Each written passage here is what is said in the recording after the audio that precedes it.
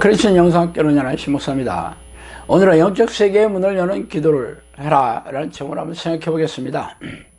기도는 당신의 영혼과 하나님의 영이 교제하는 통로이죠. 말씀도 하나님을 만나는 통로이긴 하지만 성령이 내주하는 기도의 문을 열지 않고는 머릿속에 지식으로만 쌓일 뿐이지 영적 교감은 없어요. 즉 성령과 교감하는 기도가 없이는 하나님을 만날 수 없다는 뜻입니다.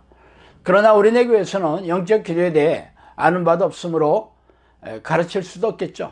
모든 기도와 간구를 하되 항상 성령 안에서 기도하고 이를 위하여 깨어 구하기를 항상 힘쓰며 여러 성도를 위하여 구하라. 에베소 6장 18절입니다. 주 예수 그리스도의 은혜와 하나님의 사랑과 성령의 교통하심이 너희 우리에게 있을지어다. 고린도후서 13장 13절이에요.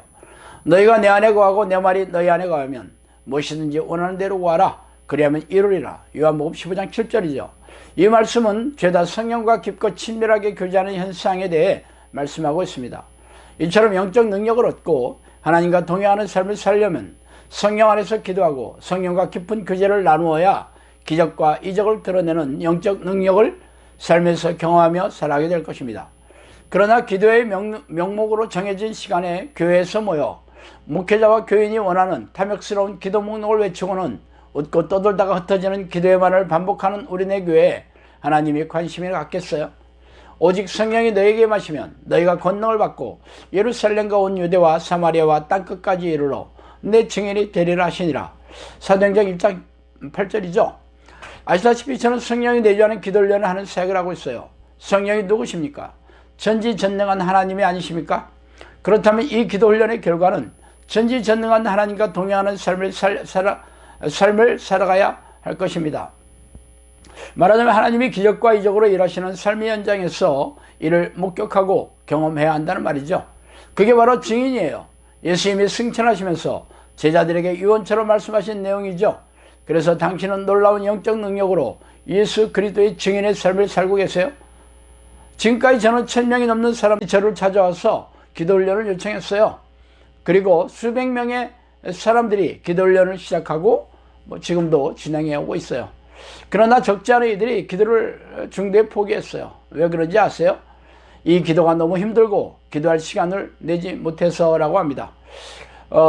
예전에 어떤 자매가 기도 코칭을 요청하길래 아침에 1시간 밤에 1시간 기도해야 한다니까 입을 떡 벌렸어요. 그 자매는 자신 안에 성령이 있다고 믿고 있지만 존재감이 미약하다고 말했던 터였어요. 예수님의 기도 방식은 항상 기도하는 것이고 사도 바울도 끊임없이 이 쉬지 말고라고 번역한 헬라어 아디아 레이스프토스는 원래 끊임없이라는 뜻이에요. 그래서 쉬지 말고 기도하라고 하였으며 사무엘은 기도를 쉬는 게 아주 죄라고 콕 집어서 말씀하기도 했죠. 그런데 하루 2시간씩 기도해야 한다니까 기가 막히는 모양이었어요. 언젠가 성령께서는 저에게 다니엘 기도를 하라고 말씀하신 적이 있었는데 다니엘은 하루 3번씩 기도하였으며 사도들과 경건한 초대교회의 제자들도 이렇게 하루 3번씩 기도하는 기도 방식을 따라했어요. 그런데 이 자매는 훈련의 조건으로 하루 2시간의 기도를 요구하니까 엄두가 나지 않는 모양이었어요.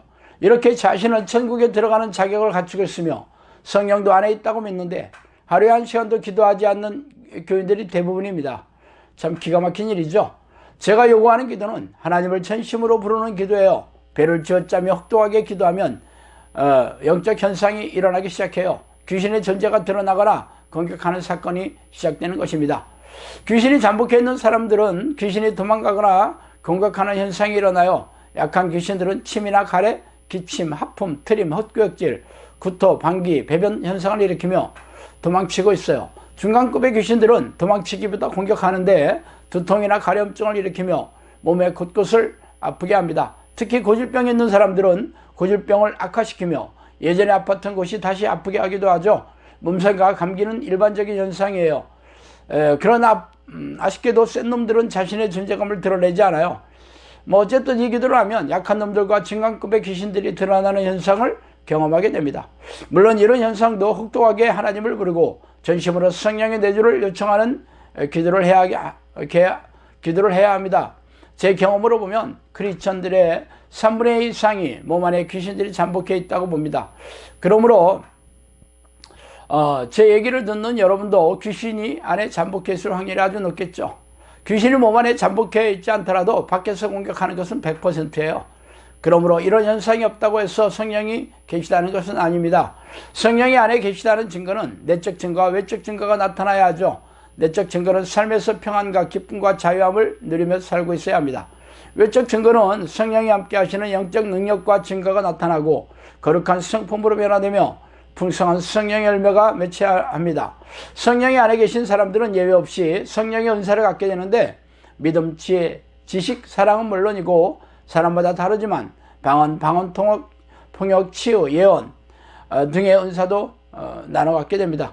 그러나 귀신을 분별하고 쫓아내는 것은 성령의 은사가 아니라 성령이 계신 모든 사람들에게 공통적으로 나타나는 현상이에요. 성경에는 귀신 쫓는 능력이 성령의 은사라고 말씀하신 적이 없어요. 예수님은 물론이고 성령 세례를 받은 사도들과 제자들은 귀신을 쫓아내고 질병을 고치면서 영혼을 구원하고 하나님의 나라를 확장했죠. 어쨌든 성령이 내주하는 제자들은 기도하는 것마다 응답이 속히 내려오며 기적과 이적을 나타내며 영혼 구원 사역을 하고 있어야 할 것입니다. 그러나 성령이 안에 계시다고 믿기는 하는데 영혼이 건조하고 냉랭하며 고단하고 팍팍한 삶을 살고 있다면 성령이 아니라 귀신이 있다고 보아야겠죠. 어쨌든 당신이 영적 세계에 대해 무지하고 영적 존재에 대한 경험이 없다면 교회는 다니지만 하나님과 아무런 상관이 없는 사람입니다. 그렇다면 당신이 이 땅을 떠나면 지옥행이 100%겠죠. 그러므로 이제부터라도 작심하고 영혼의 눈을 뜨는 기도를 해야 합니다. 성령으로 태어난 성령의 사람이 아니라면 전국에서 당신을 볼 일이 결코 없을 것이기 때문이에요. 자, 오늘은 여기까지 하겠습니다. 감사합니다.